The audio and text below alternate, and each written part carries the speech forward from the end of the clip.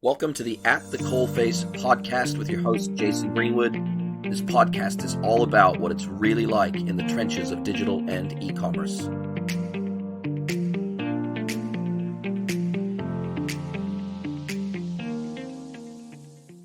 Hello, everybody, and welcome to another episode of the At the Coalface podcast with me, Jason Greenwood, your host. And I'm very, very happy to welcome Blake Hutchison from Flippa.com today, the CEO of Flippa.com today, to the podcast. Welcome, Blake. Thank you, Jason. Great to be here. Thanks for having me.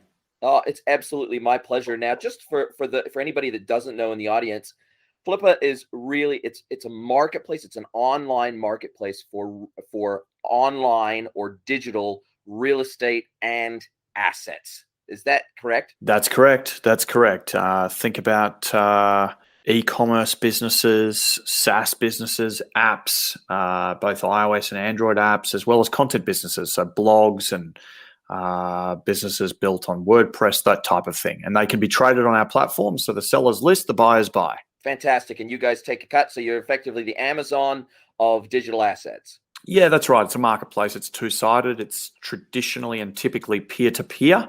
So seller meets buyer. There are also brokers operating on our platform, so they can be leveraged as well. But you're right. The Amazon of buying a business, or the eBay of buying a business, or the Airbnb of buying a business. Fantastic. Well, I tell you, it is super exciting to be here. Now, obviously, you are the CEO. The business was founded actually in 2009. Mark Harbottle and Matt Mikowitz. I'm not sure if I've said that right. I could be butchering that surname. Very close. Mikowitz. Yep. Mikowitz, cool. And obviously, they brought you in. You've been with the business for just over 3 years now, I think. And so, how did you, how did you become involved with the business? Did you know these guys that founded it? Obviously, you're an Aussie boy, founded in Melbourne, now based in Melbourne, Austin, San Fran, and I think you even have another office, I think somewhere in South America, or I think it was Brazil. You've got an office as well. So there's a few offices around the world now. But how did you become involved with Flippa in the first place? Yeah, it's a great question. No, I did not know the founders, but I did know the business. And I knew another member of the board. So there were 3 members of the board at the time, the 2 founders and another gentleman. And I did know that person. My first engagement with Flippa, interestingly, was as a customer. Often the best way to get involved with a business, obviously. And I didn't have success, I must say, but I attempted to sell my business on Flippa back in 2015. So that was my first engagement with the business. I had known of the founders. They're fairly prolific. One of them based here in Australia, the other one in North America, based in Vancouver. They are marketplace experts. Marketplaces run in their blood. They had also started 99 Designs, which recently exited to Vistaprint. And so I'd known their names, but did not know them personally. And I had been running a online travel business called Luxury Escapes, and a similar type situation. I was running that business on behalf of the founder, who was still actively and very actively involved in that business. And in short, I got a tap on the shoulder saying, "Hey, your background looks interesting. We think you could help us out. Could you come and have a chat to us about whether the Flippa opportunity might be a good one for you?" And over a 6-month period of time, we all got to know each other, and the rest is history. Super exciting times. And obviously, the thing about Australia is very entrepreneurial country. I'm obviously based in Auckland, and I have a lot to do with Australia. I service customers in Australia and New Zealand. I very much consider my business an ANZ-wide business, and I've worked in e-commerce for over 20 years. And look, I absolutely love the space. But one of the things that leaps to mind about Australia is the idea that Australia is the king of the marketplaces. And I tell you, I'm not aware of any other country in the world that has as many marketplaces as Australia, and significantly popular marketplaces as well. You know, Australia has over 10 major physical goods marketplaces, very large marketplaces, growing very fast, and then many, many, many smaller marketplaces beyond that, and niche marketplaces. So it kind of makes sense that this idea would originate in Australia and spring out of Melbourne. Yeah, I guess it does. It does in the sense that there is marketplace DNA here in Australia, as you just alluded to. It doesn't in the sense that there are far more digital assets, online businesses, and frankly, entrepreneurs in markets outside of Australia, which represents the core Flippa customer base. So it was one thing that seriously drew me to the opportunity as CEO, which is if you can build an organically grown bootstrap startup out of Australia with a long tail customer base from 50 different countries around the world, well, you're probably onto something. And when I joined, there was no evidence of a sales force. There was no paid acquisition budget or spend. And so you really had something which was truly organic. It had grown to service a customer base which wanted to trade.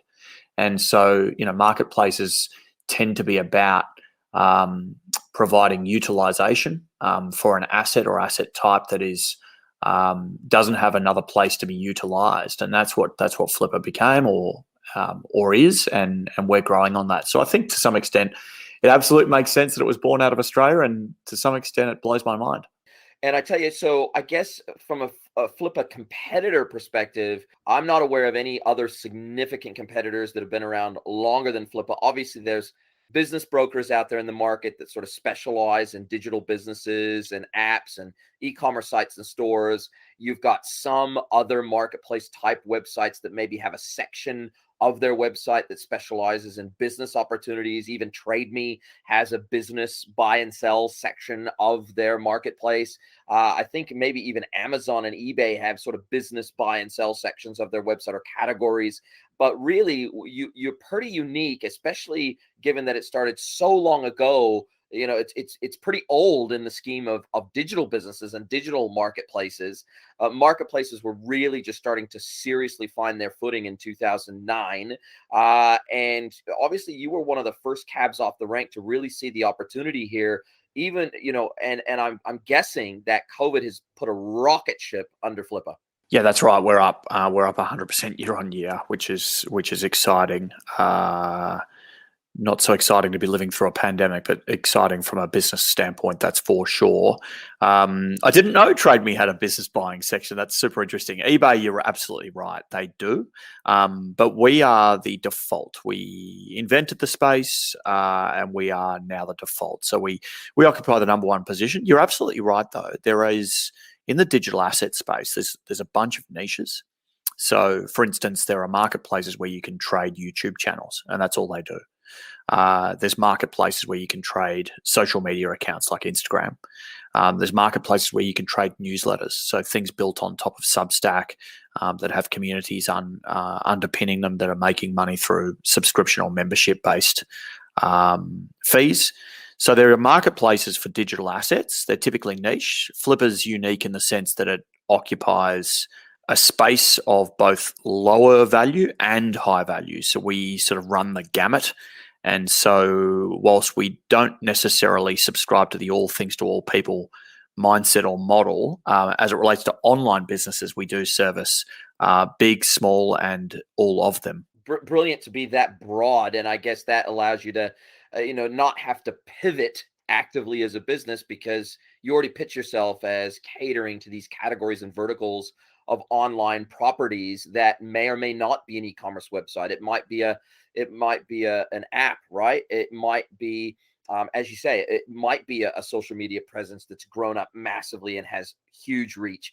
It could be a blog that has massive readership, or me, I've got a premium newsletter hosted on Ghost Pro, and one day, who knows, maybe if the subscriber count grows sufficiently and I've got enough of a presence on the net for that, then that could grow. And I guess also potentially even selling things like podcasts, for example. My podcast is growing pretty quickly, and there may come a time in 10 years time when I've grown it to a place where, hey, it's now an asset, and maybe I don't want to run it actively on a day-to-day basis anymore, and I can sell that asset on. So in terms of, I guess, the split of assets that get sold across Flippa, is it primarily as a percentage basis are they e-commerce websites more than anything else being sold across the platform, or what is the rough high level split of the major buckets of assets being sold? Yeah, so the major buckets are e-com, content, apps, and SaaS. And within that, there's obviously sub-segments. So within e-commerce, you have things like Amazon FBA. And so Amazon FBA is the single highest converting asset type, which means that for every asset that's listed, it's got the highest chance of finding a buyer. And that's just because there's so many buyers for Amazon assets right now. As it relates to, gross merchandise value, so the GMV contribution, content assets. So they are businesses that are built on top of WordPress, that are typically making their money through either GDN, so the Google Display Network, things like AdSense, things like Ezoic, Mediavine, ClickBank, affiliate revenue streams like Amazon Associates, where you write an article about, top 10 dog beds, and you click off to Amazon and you take a clip of the ticket when one of your readers consumes that product. So content is the single largest. Makes sense. In the age of COVID, lots of people spending tremendous amounts of time at home. We've obviously got rolling lockdowns continuing to plague the whole of ANZ. And I guess as more people stay at home, they're craving that online content. They're craving online shopping. They're craving online listening, and anything that allows them to interact with the outside world in a meaningful way across digital is seeing explosive growth. I mean, I liken it to trying to drink out of a fire hose. 2020 was the busiest year I've ever had in the industry in over 20 years, and 2021 is shaping up to be busier yet again. So any of the, I guess, misplaced fears of a slowdown versus 2020 and 2021 seem to be unfounded, and at least from my perspective, and I'd like to know from your perspective, versus 2020, are you guys on track to continue to grow even more in 2021 versus 2020? Yeah, we'll be a bigger business. There's no doubt about it. But more importantly than that, we're seeing more business owners selling on our platform at a higher value. So what that really says is that the digital economy has matured. When Flippa was founded back in 2009, one, e-commerce was very nascent. Two, if you were in e-commerce, you were still running a very small business because you were typically very new to the ecosystem. But we now see businesses that are a lot bigger on our platform, and part of that just comes down to maturity of the ecosystem. So the average age of an asset that sells on Flippa is actually 4.5 years old. So that means that next year will be bigger than this year, and the year after that will be bigger than the year before that. And that's just because as these assets start, they mature, and the more they mature, the more buyers are interested in them as genuine assets making money, and the more appetite there is for those sellers to realize returns in what they've created. And it all just comes down to having an established asset, and that's what we're seeing on the platform. So we expect to be bigger, but we expect the industry as a whole to get bigger every year for probably the next 10. Yeah, well, I guess that means that the pie, because those aged assets, I guess they then have a track record of profitability. They've got financials to show. They have a bigger audience for whatever it is that they're selling, and I guess it validates them as a legitimate business. And for you guys, it's really interesting to hear you talk about those Amazon FBA businesses, or let's call them Amazon native businesses, or Amazon roll-ups, or there's a number of holding companies in the United States primarily now that are snapping up Amazon native businesses that really they started and have flourished on Amazon. They don't sell on any other channels, or even if they do sell on other channels, they are far second and third place channels to their Amazon channel. And so there has been this massive effort, I guess, in North America, particularly for holding companies, VC groups, and the like, to go and buy up these large swathes of Amazon native businesses, put them under one umbrella, put them under a streamlined operational structure, put them under common systems and processes and BI tools and ERPs and all the rest, and fulfillment systems and all the rest, to bring efficiencies and scale to, let's say you're holding company with 10 of those businesses. Now one on their own, okay, maybe you can't bring enough scale to that to bring mass efficiency to that business. But now if you got 10, and even if they were doing relatively small volume volumes, but on a collective basis, they're doing big numbers.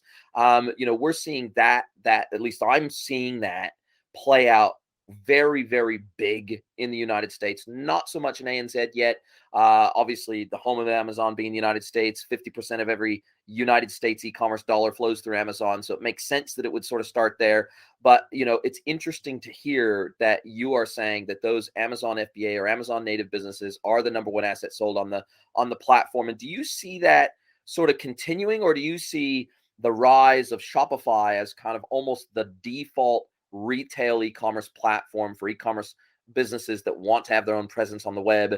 Do you see that as becoming probably the really fertile ground for those businesses? Now, obviously, Shopify has their own marketplace for Shopify stores. I'd be really interested to hear how you see those Amazon FBA businesses continuing to grow and flourish under Flippa, as well as what do you think is going to happen as Shopify just continues to grow market share versus every other dedicated e-com platform out there?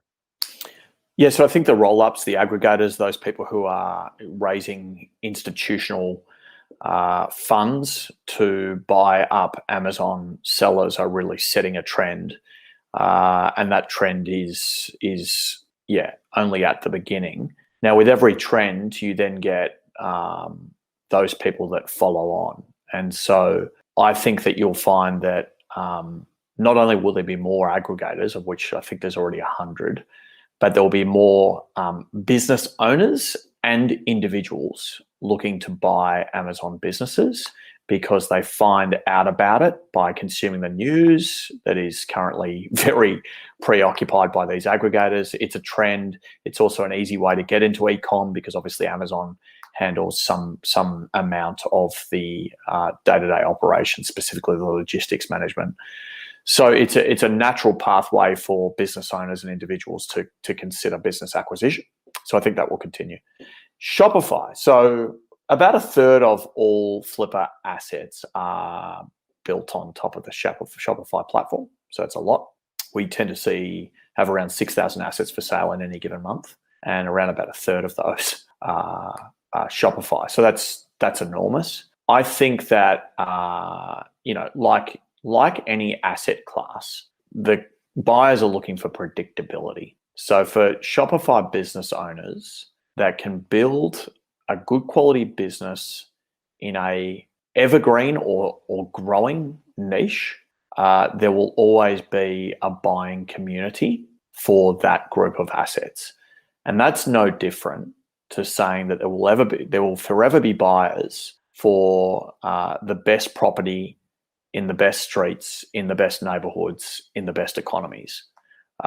This asset class isn't that different.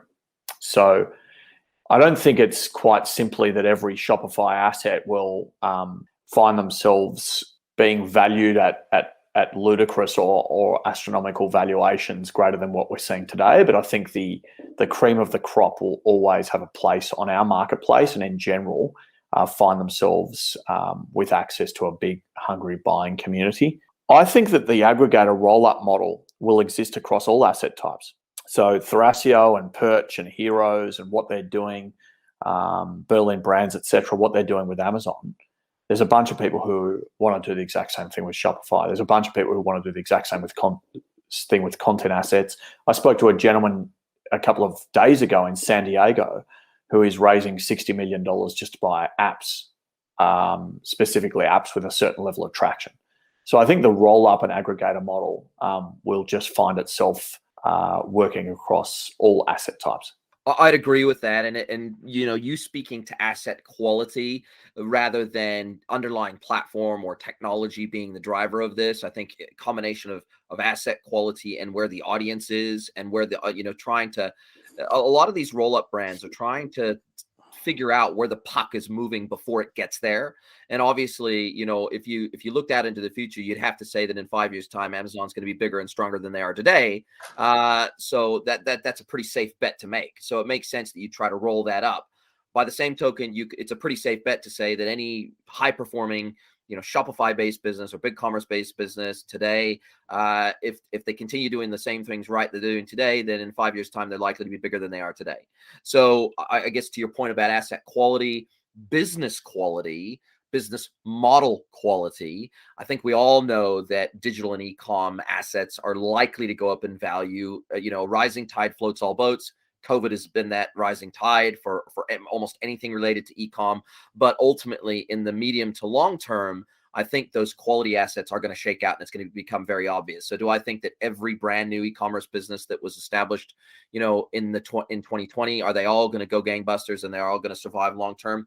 Probably not. They benefited from an abnormal scenario, an abnormal situation that's carried over into 2021. But, if they don't establish a solid business model that creates repeat custom or repeatable revenue source, in the case of, say, a blog or an affiliate site, then having a strong affiliate program or a strong advertiser program and consistent and clear identifiable, attributable revenue stream, those assets that can't establish that and cannot show a track record of that, I think they're just as at risk of going out of business than any physical, non-adapted physical retailer.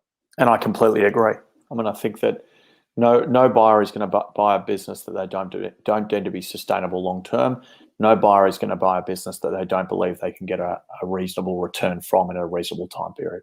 Makes complete sense. Now, when you think about the types of assets that get sold on your platform, are many of them or any of them, or do you simply forbid it? And this is I didn't see on your website any clear direction about this, but I may just have missed it. So are there many businesses? So let's say I'm an omni-channel business, and let's say 25 or 30 or 40, 50% of my business is e-com, but then I also have 3 retail stores or 10 retail stores or something like that, and I want to sell the entire business, lock, stock, and bar, including the digital assets. And maybe I've got an e-com business, maybe I've got an app, and I don't know, a couple of other digital assets, and maybe some strong domain names that have value as well. Do you do kind of those roll-up asset sales through the platform as well, where I can buy an entire omni-channel business in one hit? Yeah, it's not common. We don't set ourselves up well to accept that type of retail business or omni-channel business, but it's a very logical next step for us. And as we all know, some of the great brick and mortar offline high street retailers have created successful digital or e-commerce outposts of their businesses. And so that's a logical pathway for us to basically say, okay, is your core online, or is a significant part of your revenue stream online? In which case, yes, you can list the whole business, because there are buyers for those. Absolutely, there are buyers for those. In fact, there's lots of private equity right now, which is looking to complement their existing brick and mortar or offline retail strategy through the acquisition of extensions to that, extensions both offline and online. So yeah, I think it's natural, but you're right. It's not typical on Flippa, and you wouldn't have seen it on the platform. So it's a natural next step for us. I am Alexandria Collis, Director of Customer Experience for Princess Polly. I'm focused on our strategy and innovation in the CX department here at Princess Polly. I have a quote, and I always tell our CX leaders that customer experience is the heart of an organization, and we pump the blood and deliver the oxygen to the vital organs in the business to help them thrive and grow stronger. The Gorgeous platform allows our agents a seamless place to just do it all. We are really there for the customer every step of the way if they want. Our customers expect quality and efficiency where they are. So the real question is, how do you get quality and efficiency across every single platform? And then once you have it, how do you maintain it? And I believe that with the Gorgeous platform, we can do that. If you're interested in learning more about Gorgeous, go to gorgeous.com and mention podcast for 2 months free. Well, opportunity for growth for sure. And I think that, you raise a very good point there. Obviously, the impending death of third-party cookies, the privacy changes with iOS and many other browsers and platforms in the market have meant that, easy and cheap customer acquisition is not going to be so easy and cheap moving forward versus maybe what it's historically been over the last 5 or 10 years. Yeah. And as a result of that, a lot of very successful brands are starting to look inwards much more and look outwards at their existing customers much more, looking at first-party data, implementing things like CDPs, implementing things like really high-quality CRM and marketing automation platforms, starting to try to increase the CLV, customer lifetime value, and the retention focused marketing of their business and the brand focused marketing, as opposed to this acquisition focused and acquisition heavy marketing, given the fact that acquisition costs are going through the roof through the likes of Facebook and Google and the like, and is only going to get worse as those walled gardens become,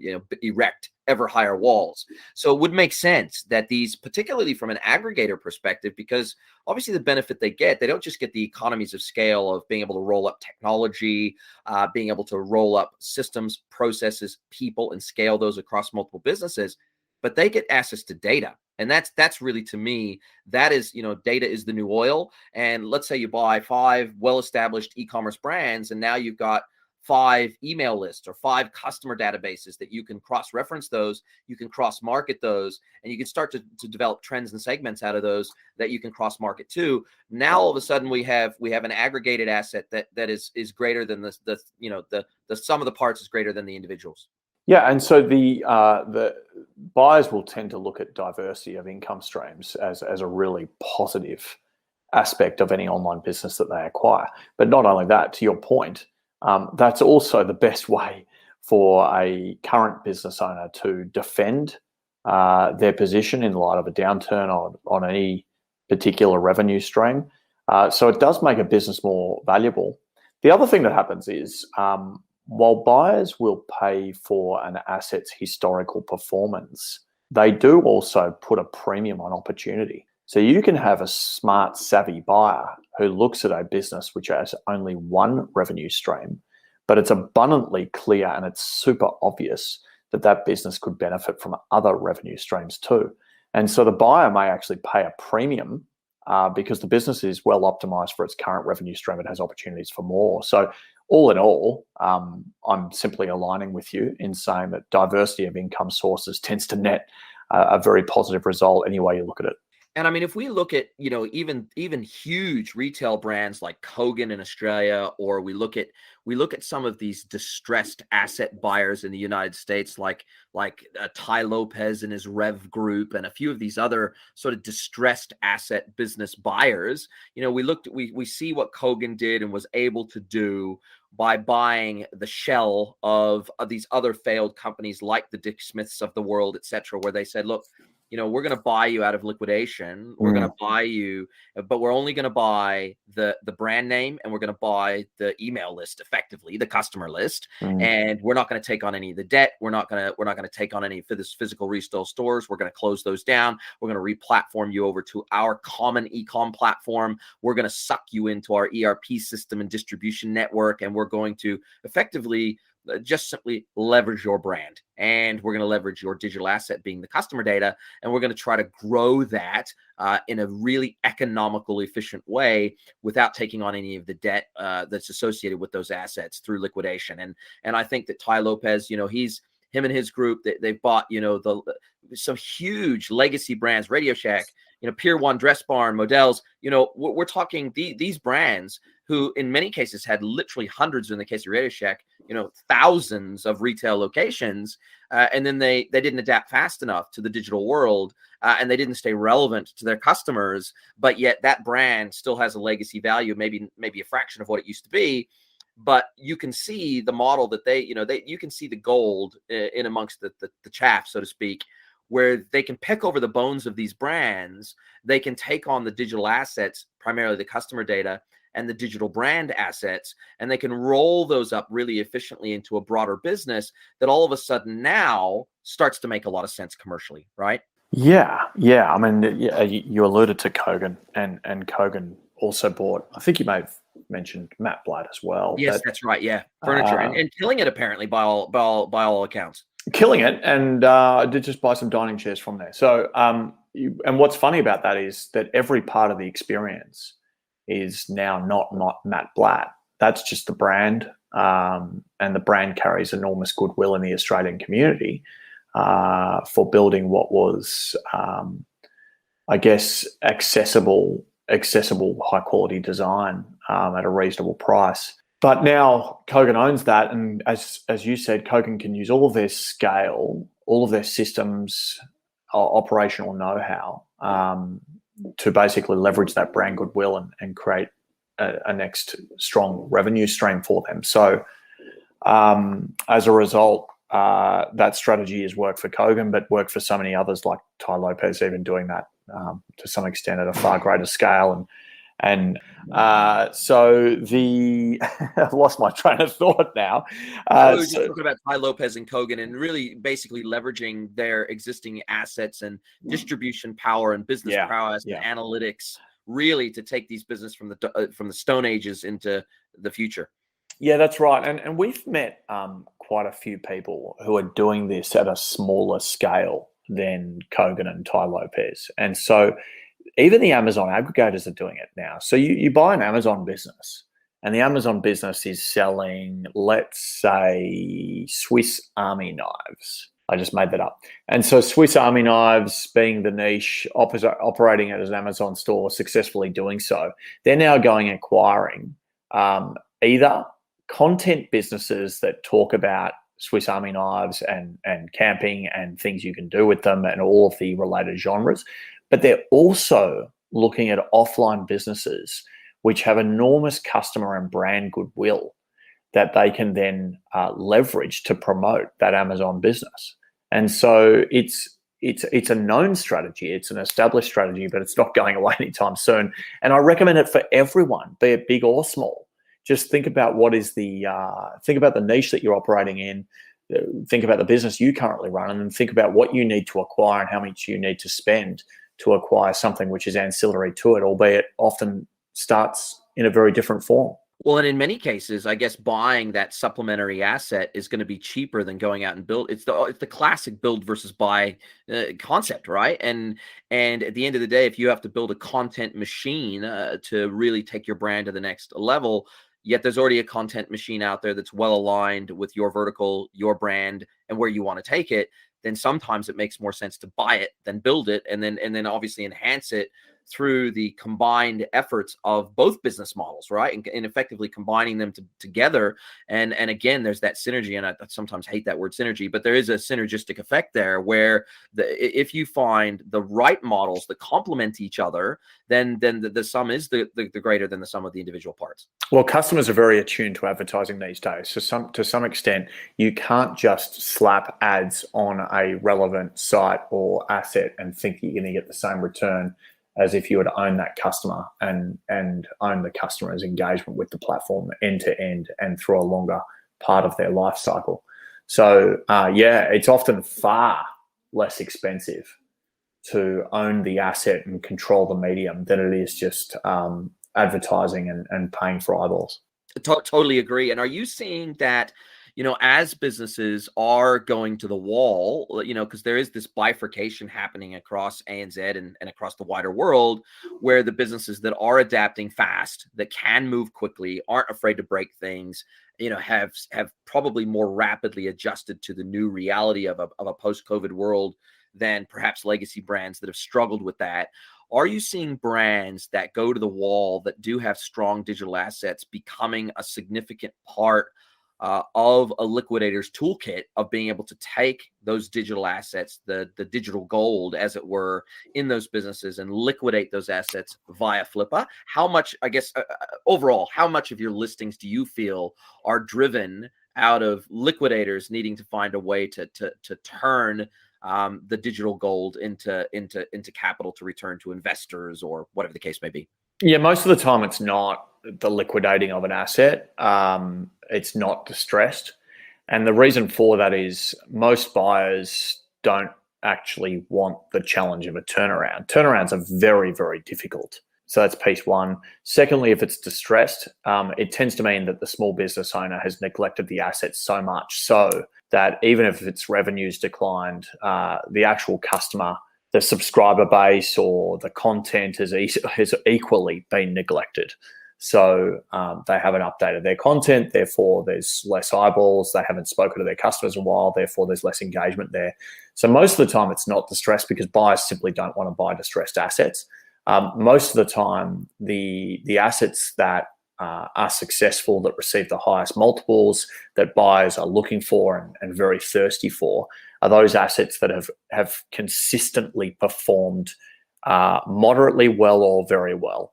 They're not unicorns. They're not rocket ships. They're not fast growing. That's not the point. Most buyers are wary of fast growing as well. It tends to be that business owner has thrown a whole heap of money into advertising, which is often not sustainable, and the cost per acquisition is increasing over time. So they're more often than not, again, just to labour the point, not poor assets. Sometimes there is a part of them which is more interesting to the buyer than not. So you could have a situation where a particular online business had a very large subscriber base, and that very large subscriber base was appealing in a particular niche, even though they hadn't figured out how to monetize, or even if monetization wasn't working at all. And so they're buying the asset purely because they want that customer base. But it's less typical. I mean, most of the time, it's simply a matter of, what is your trailing 12-month net profit? Great. We understand that. We'll give you a multiple of that. Totally, and I guess there is becoming or emerging a standard set of valuation metrics that are becoming common to be applied to digital assets, where, as you rightly point out, probably in 2009, 10, 11, and maybe even 2012 and beyond, this digital assets were only worth what somebody would pay for them as any open market, but there were no, I guess, established or accepted metrics by which to easily or more easily quantify the value of these digital assets, where I guess that is one of the services you provide, because you've got this historical track record of how assets are actually valued in the real world that actually causes a trade to complete. Now you can apply similar types of valuation models to assets that are being listed on the site. So you can help asset owners establish a fair value for their product that's likely to result in a sale, but also helping potential buyers to maybe understand the modeling that they should apply to an asset when they're looking to purchase as well. So do you see yourselves as much of a big data tool, but also an educational tool for both the buy and the sell side of the assets that you guys facilitate? We have a team of data scientists. There's 5 different machine learning models that are running against our data, our valuations data in real time. So what happens is we receive, depending on the month, but call it between 3,500 and 4,000 new asset valuations each month. And then we obviously have our sales data. So all of the sales data that has occurred since 2009, as well as the real-time sales data that's coming in, today and tomorrow. And so that is used to continually update and derive a far more accurate valuation model, such that we can help a business owner understand at any given time what their asset is worth. Now, garbage in, garbage out, we assume that an asset owner, if they want an accurate valuation, they're providing real numbers and the accurate numbers that govern their business. But yeah, we see ourselves categorically as being an end-to-end, not marketplace, but market network. So what is the constituent number of services required to provide a frictionless end-to-end investment bank for the 99%? And the reason it's not the investment bank for the 1% is because that's where investment bankers live and breathe today. They help big businesses find pathway to exits, whereas Flippa helps small businesses find a pathway to exit. So that valuations data is critical because it's the very, very beginning, but it extends to all of the services required to actually buy and sell our business. So we see ourselves categorically as a technology platform, and we've got all of the services intact to ensure we can continue to build on that. Brilliant. And that does beg the question, what is the average selling price today of an asset sold on Flippa? Is it 100 grand? Is it 200 grand? Is it 300 grand? I know I've read in the press about some of the outliers, some of the extreme highs of some of the assets sold on the platform. But it sounds like very much you serve that big fat mid-market. You're not going after the whale businesses that probably would be easier for them to go get some VC, or maybe even look to eventually go public or something like that as an exit vehicle, as opposed to selling the asset outright on something like Flippa. So I'm guessing that you serve that big fat mid-market that is mid-market rates, and maybe the asset is $100,000 kind of thing, and is relatively easy for someone to understand the valuation of and digest. Yeah, I actually, just because of the large number of very low value assets that operate among some very high ones, the average is actually far lower than that. So it's 39,000, not 100. Okay. So $39,000 is the average. You've then got assets that are sold for very, very low. So revenue generating assets as low as 5,000, and revenue generating assets as high as 25 million is the current highest LOI on the platform right now. So letter of intent. Wow. So you've got a very, very broad range. But again, I mean, as I try to tell people, it's not a function of saying what can you and can't you buy and sell on Flippa. It's a function of saying small businesses come in all shapes and sizes. So our platform is set up to support them all. Absolutely. And it's almost like an essential service, right? Because at the end of the day, without Flippa, it would be difficult, nigh on impossible in some cases for, a small business owner, maybe a mom and pop shop, or a garage-based, e-com business that's doing the best they can. But, at the end of the day, a family situation changes, or there's a divorce in the family, or some situation arises where, sure, they've got a really good, really solid little business going on. They've built it up. They've got a certain number of loyal customers. It's doing it's got a good track record of revenue and profitability over a specific period of time. But then they just need to exit the business for whatever reason, or they choose to exit the business and retire, or whatever the case may be. Then I guess you guys, as a vehicle, you provide some really unique functionality, and I guess it's a unique channel to be able for these businesses to be able to get out and to be able to exit, whereas historically, they wouldn't necessarily have had access to the people that may want to buy those businesses. And on the flip side, the people who may have wanted to buy those businesses wouldn't even have known those businesses existed. Yeah, 100%. I mean, often marketplaces exist and come about as a result of an underutilized part of the economy, right? So in the case of Uber, you've got underutilization of cars. And then in the case of Airbnb, you've got underutilization of someone's home. In our case, there's buying a business has been around for hundreds of years. Buying a micro business, a small business, has tended to be a neglected part of the ecosystem. And so all we've really done is said, well, if you can buy a business and sell a business that is big, why can't you buy and sell a business that is small? And if you can get awesome services around buying and selling a big business, why can't you get awesome services around buying and selling a small business?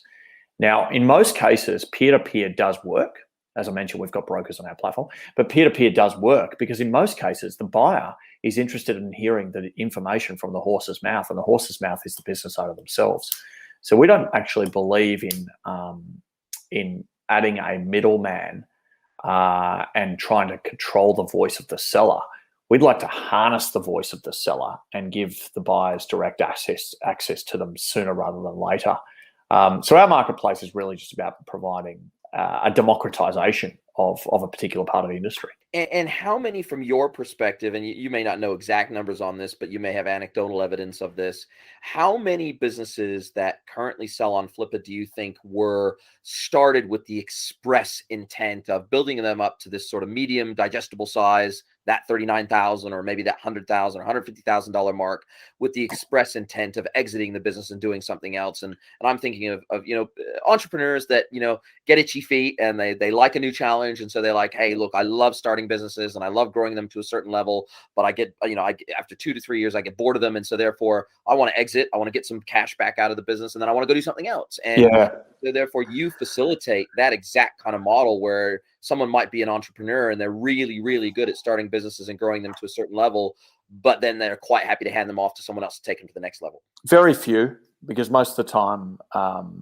businesses are built on passion. Yeah. So very few. I mean, so Flippa sorts its marketplace by revenue generating and non-revenue generating. So there's a bunch of developers who build non-revenue generating assets to make it easier for someone entering the digital economy to start. And lots of them are specifically doing that for the purpose of selling. So they'll create a living, working, breathing e-commerce business built on top of Shopify with a domain, with all of the necessary plugins, with the beginnings of inventory management, all that type of stuff. And they'll say, hey, come in and buy it. I've built it specifically for the purposes of selling it. But that's in the non-revenue generating space of our marketplace. For those assets that are acquired and are revenue generating, it's an edge case. It's an anomaly that you get someone specifically who set out to create a $100,000 business for selling it, for the purpose of selling it. Most of the time, a $100,000 business or a $500,000 or $5 million business sells because the small business owner was passionate about being a small business owner, more often than not passionate about a particular subject matter, and more often than not an expert. So they're an SEO expert, therefore they create a content business. They know paid marketing, therefore they create an e-commerce business. So they leverage their expertise, and then they're selling it because they want to go and do something else or reinvest the capital, but they didn't start it for that purpose. That totally makes sense. And one of the great stories I saw on your website, and one of the videos that is there, was talking about the Frisbee golf business, right? Oh, yeah. Somebody, Yep. that was and look, that's an emotional story that's telling the Flippa story through content of actual buyers and sellers on your site. And to me, that is the most compelling thing, right? When you can tell those real life stories, it feels like super fertile ground for you guys. You've got almost unlimited content opportunities based on the stories of buyers and sellers that transact through your business. Yeah, so his name, Martin Bispels, he's a really interesting guy. So he had never owned an e-commerce business before, but he did like disc golf, which for those in the ANZ market is Frisbee. And so disc golf was something he personally enjoyed. He wanted to buy a business, having been a corporate soldier for some time. He was the director or VP of business development at QVC, which is the world's largest TV shopping network. And so therefore understood retail, understood the mechanics of a business, but he hadn't run an e-commerce business before. And he partnered up with an investment banking friend of his. They pooled their money, and he acquired this e-commerce business which sells backpacks for disc golf. Believe it or not, something like that even exists. But what was staggering was he's no dummy. I mean, he found a niche which is big enough to be able to scale a very strong e-commerce business. So there's 50 million games of disc golf played every year in the US, which is an astronomical number for a niche that most of us have probably never even heard of. So the human story around that's quite exciting because one, passionate about the industry, two, very astute business professional, three, pools money with a friend to buy his first digital asset, four, the asset is now growing, and five, there's a really, really nice aspect of this story, which includes that the seller of the asset is still involved in the business. Wow, that's, you pretty much could not ask for a better, more complete story. It's almost like a microcosm of Flippa in itself, that really demonstrates, I guess, the power and the reach, and I guess ultimately the benefit that can be brought to both the business owner, or the prior business owner, the business seller, and the business buyer, and the facilitation that Flippa brings to the table. What an amazing story, and it was a pretty fun video to watch as well. So I think you guys have done a pretty good job of telling that story in an entertaining and engaging way, which is, of course, as we know, you guys are a digital asset yourself, right? So Flippa is a digital asset. It's a marketplace in its own, and it's got its own valuation. And so the more you can build it up, who knows, at some point in the future, who knows, Flippa may get bought by Amazon, or it may get bought by, who knows, Elon Musk could be bought by anyone, right? So the reality is you might sell Flippa on Flippa. Wouldn't that be a meta thing to have happen? That would be an extraordinary PR story if we sold ourselves on our own platform. And how but I do like it. I do like it. I know how involved are the original founders still in the business, or is it pretty much your baby to run now? And how big's your team, and how fast are you growing in terms of trying to establish more offices overseas? What is the future of Flippa? So the founders are somewhat active, one more than the other. So Matt and Mark are the founders, one based in North America, one here in Australia. Mark is very active. He's actively building initiatives. He's responsible for special projects within the business, including the valuation algorithm and how that evolves. So he's been instrumental in our growth story over the last 12 months. Matt, very involved at an advisory level, sits on the board. To some extent is used by me more than others in the business, just around advice about marketplaces and the marketplace dynamics at play. So he's been instrumental also.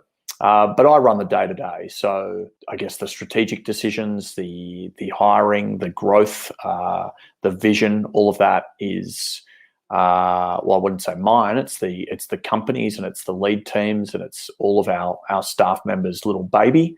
A lot of them are Flippa customers, so they've either bought or sold. So we tend to have a really, really passionate customer base. As it relates to growth, we'll double the team in the next, we'll probably add 20 to 30 in the next 6 months, and we'll add another 60, maybe 60 or 70 in the next 12 months. And they will, I guess, be anywhere.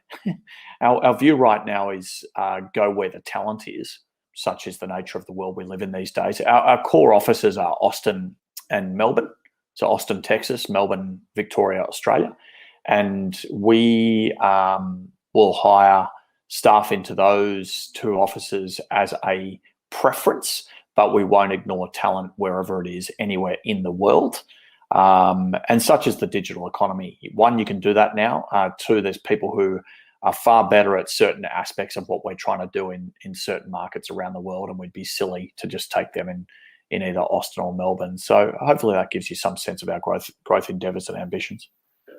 Super exciting times for you guys. Yeah, Austin, hotbed of technology in the United States, obviously big commerce based there, and a whole bunch of other high-tech e-com focused businesses based there. So super exciting times in Austin. And two final things as we come to the close of our time together, and I do really appreciate your time.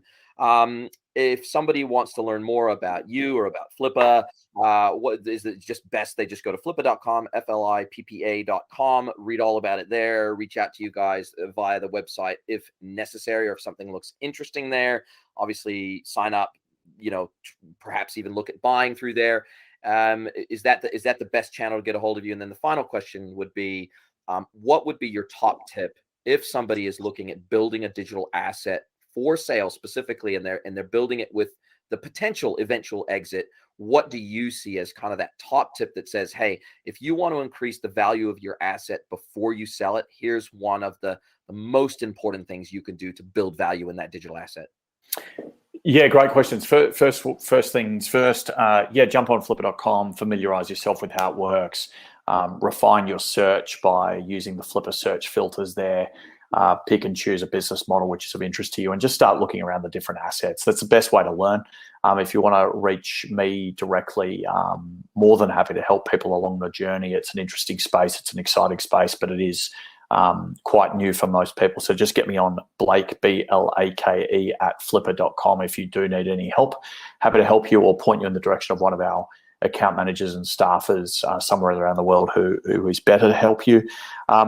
Tips. So yeah, first one would be make sure you've got clean finances so that when it comes down to selling, whenever that point is, it's really easy for a buyer to understand the performance of the asset, equally as easy for you to understand the performance of the asset. So we find that a lot of sellers get tripped up. They run good businesses, but their documentation, their finances are all over the place. So pick a cloud accounting software, Xero or QuickBooks Online, stick with it. Be rigorous in your management of your money so that can be easily understood. As it relates to growing, though, I mean, I tend to think that if you're a content business, it just comes down to frequency of content, relevance of content, writing content that matches a certain long tail keyword set and sticking to that, doing that really well. As it relates to e-commerce, for me, it's about limiting. The higher the quality of the product, the better, because the one thing that can trip you up is when buyers see high refund rates or buyers see, in a SaaS context, high churn.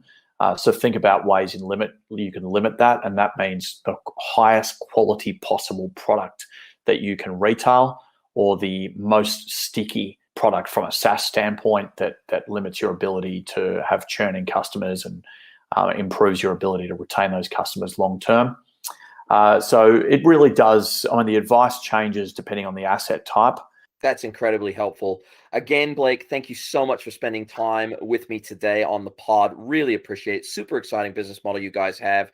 Absolute trailblazers in your space. I've been watching you from afar for a while, and it is exciting to see you guys grow and to see some of those assets be sold through the website. And you talk about it pretty openly on LinkedIn and other places. So super stoked for you guys, and I wish you every success. And again, hopefully we'll be able to catch up, in 6 months, 12 months, and sort of see whether there's a new leading asset that's been sold on the site for a new high value. Thank you, Jason. Thank you so much for the opportunity. I really appreciate it. My pleasure. Speak again soon. Bye-bye. Thanks for listening to the At the Coalface podcast. If you want more At the Coalface, you can subscribe to our premium e-commerce and digital newsletter, At the Coalface Digest.